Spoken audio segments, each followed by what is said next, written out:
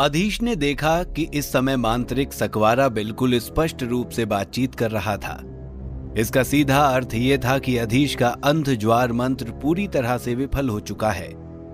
अंध ज्वार का सबसे मजबूत संस्करण, यहां तक कि स्पंदन की सहायता के साथ भी 5वें स्तर के मांत्रिक को भ्रम में नहीं डाल सका था। क्या होगी अधीश की अगली चाल और किस तरह सकवारा उसका सामना करेगा? क्या अधीश कभी वायु भवन का सदस्य बन पाएगा? जिस मंत्र पर भरोसा करके अधीश ने यह चुनौती स्वीकार की थी, मांत्रिक सकवारा पर उसका पहला ही वार विफल हो चुका था। अधीश अब एकदम स्थिर और शांत खड़ा था। उसे समझ में ही नहीं आ रहा था कि अब उसे क्या करना चाहिए। वो यहां मांत्रिक सकवारा को मारने तो नहीं आया था, और अंधेरी शक्ति के अलावा अपने सर्वश्रेष्ठ मंत्र का प्रदर्शन वो कर ही चुका था। मांत्रिक सकवारा ने अधीश पर अपनी नजरें टिका रखी थीं। उसे शांत देखकर मुस्कुराते हुए कहा, इस तरह तो शायद तुम मुझ पर दया कर रहे हो अधीश। यदि तुम 4ठी श्रेणी के मांत्रिक बनना चाहते हो तो तुम्हें स्पंदन का पूरा और उच्च स्तर का प्रयोग करना चाहिए। इतने साल हो गए हैं, मैंने अभी तक किसी को भी नहीं देखा है जो स्पंदन को स्थिर करने में सफल हो सका हो। तुम पहले हो अधीश। इसके अलावा तुम्हारे पास उच्च स्तर का मांत्रिक बनने की पूरी संभावना है। अधीश ने सिर हिलाया, लेकिन उसे अब भी इस बात का अफसोस था कि स्पंदन पूरी तरह से मंत्रों में एकीकृत नहीं हुआ है, क्योंकि यह स्पंदन का सबसे उच्च रूप नहीं था। ब्रह्म निर्वात से स्फटिक पत्थर लिए बिना ही वापस आ जाने के कारण उसे सिर्फ 3रे स्तर का ही स्पंदन मिल सका था। अधीश ने ब्रह्म ज्वार के प्रभाव को तुरंत दूर कर दिया और कमरे ने धीरे धीरे अपनी प्रारंभिक स्थिति फिर से शुरू कर दी। बाहर खड़े मांत्रिक कमरे के भीतर फिर से साफ साफ देख सकते थे। इसके बाद अधीश ने एक गहरी सांस ली और शांति से कहा, मैं हार मानता हूं मांत्रिक सकवारा। उसके इतना कहते ही कमरे का दरवाजा खुल गया। अधीश ने मांत्रिक सकवारा को प्रणाम किया और कमरे से बाहर चला आया। बाहर बरामदे में खड़े मांत्रिक अवाक से उसे देखते रहे, क्योंकि कमरा अंधेरे तत्वों से भरा हुआ था। वे अधीश को मांत्रिक सकवारा के साथ द्वंद्व युद्ध करते हुए बिल्कुल भी नहीं देख पाए।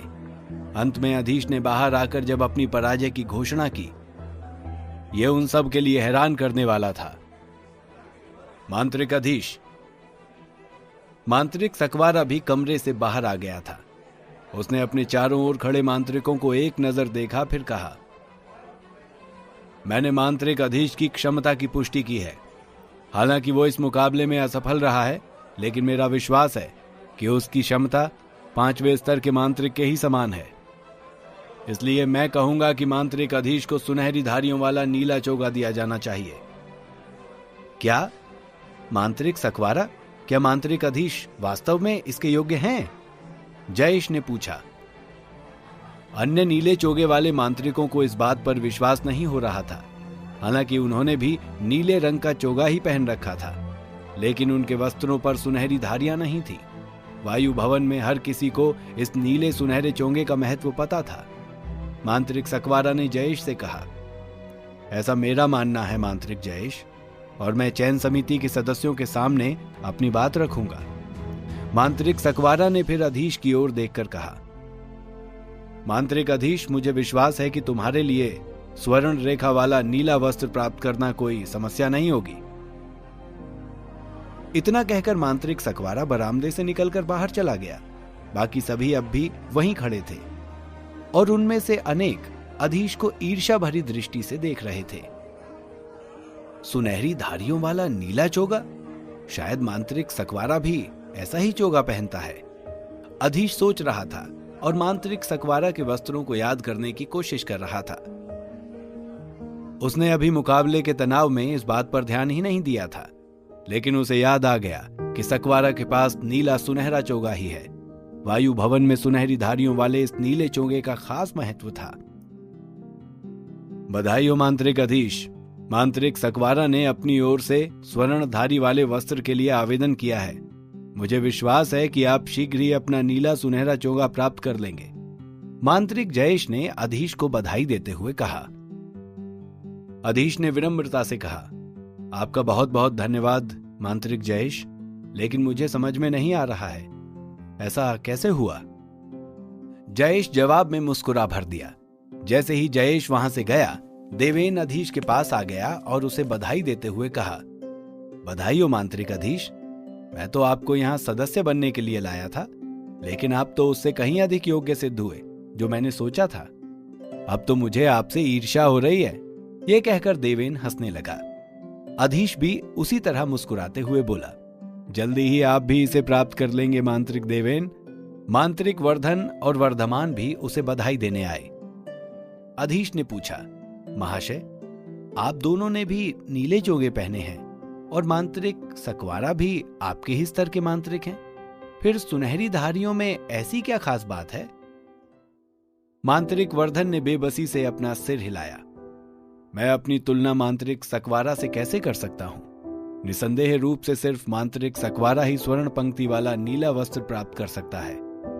यहां तक कि अगर मैं छठे स्तर का मांत्रिक भी बन जाऊं, तब भी मुझे सोने की धारियों वाला चोंगा नहीं मिल पाएगा। मांत्रिक अधीश, आप सुनहरी धारी वाले वस्त्र प्राप्त करने के महत्व को नहीं जानते होंगे कि ये पूर्ण शक्ति का प्रतिनिधित्व करता है। नीला चोगा छठे स्तर के मांत्रिक को मिलता है और नीला सुनहरा 7वें से ऊपर, लेकिन सुनहरी धारियों वाला नीला चोगा विशेष लोगों को ही मिलता है। जो भी ये वस्त्र पहनता है उसे अपने स्तर पर सबसे शक्तिशाली मांत्रिक माना जाता है। अजेय माने जाते हैं ये मांत्रिक। यदि आपको नीला चोगा मिला है और उस पर सुनहरी धारियां हैं, तो इसका अर्थ है कि आप छठे स्तर के मांत्रिकों के बीच सर्वश्रेष्ठ हैं। यह वस्त्र प्राप्त करना अत्यंत कठिन है।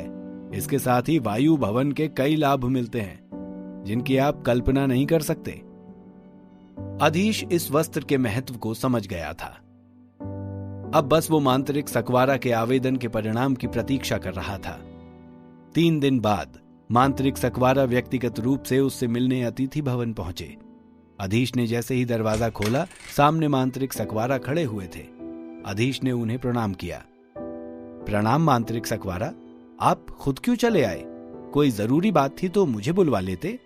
मांत्रिक सकवारा ने मुस्कुराकर कहा, बात ही कुछ ऐसी है मांत्रिक अधीश, आप मेरे साथ चलिए। वायु भवन के 3 प्रमुख अध्यक्षों में से एक मांत्रिक उमाली आपकी प्रतीक्षा कर रहे हैं। अधीश चौंक पड़ा। उसने सोचा, वायु भवन के अध्यक्ष को मुझसे क्या काम हो सकता है? फिर उसने सकवारा से कहा, कुछ आवश्यक कार्य है क्या मांत्रिक सकवारा? सकवारा ने कहा, मांत्रिक उमाली आपको व्यक्तिगत रूप से स्वर्णधारियों वाला वस्त्र प्रदान करना चाहते हैं। मांत्रिक सकवारा बहुत उत्साहित दिखाई दे रहे थे।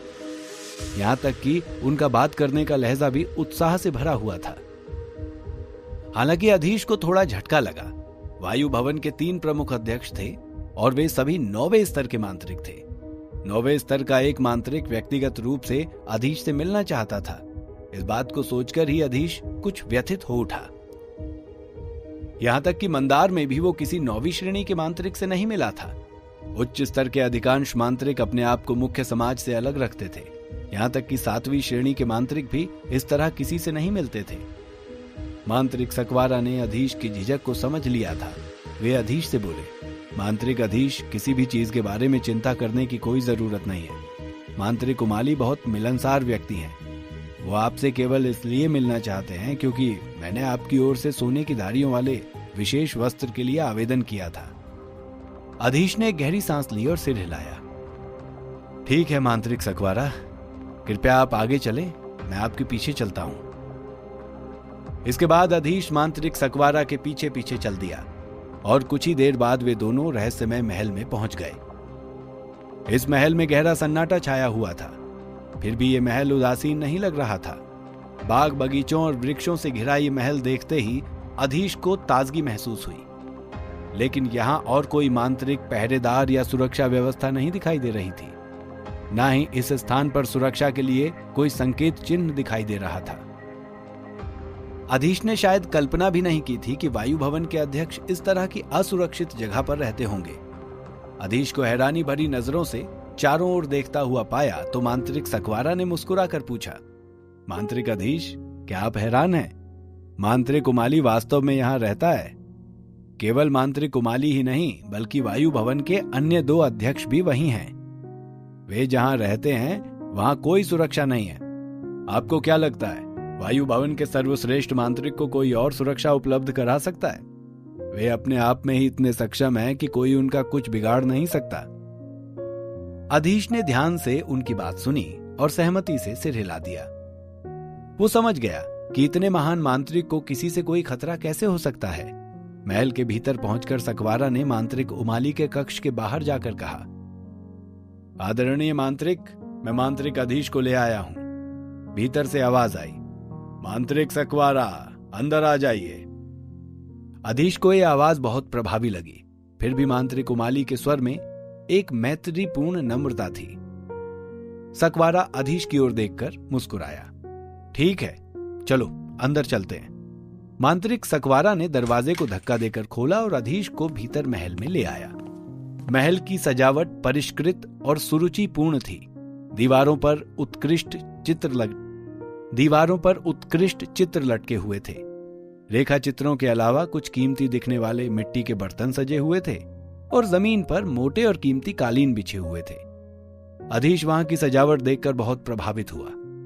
सामने ही एक कुर्सी पर एक अधेड़ व्यक्ति बैठा हुआ था।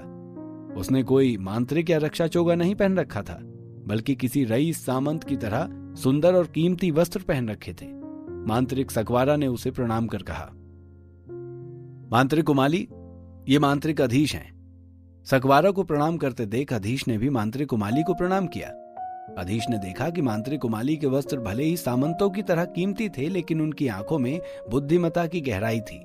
आंखें किसी व्यक्ति की आत्मा का आईना होती हैं। भले ही कोई व्यक्ति चेहरे से कैसा भी दिखाई दे और कुछ भी बोले, लेकिन आंखें धोखा दे ही जाती हैं। अधीश ने जब उमाली की आंखों में झांक कर देखा तो अपने लिए एक अजीब सा भाव महसूस किया, जैसे उमाली उसे धमकी देना चाहता हो। उमाली ने कहा, मांत्रिक अधीश, आपका स्वागत है। वायु भवन में आपका शामिल होना हमारे लिए सम्मान की बात है। मांत्रिक सकवारा ने आपकी ओर से स्वर्ण रेखाओं वाले वस्त्र के लिए आवेदन किया।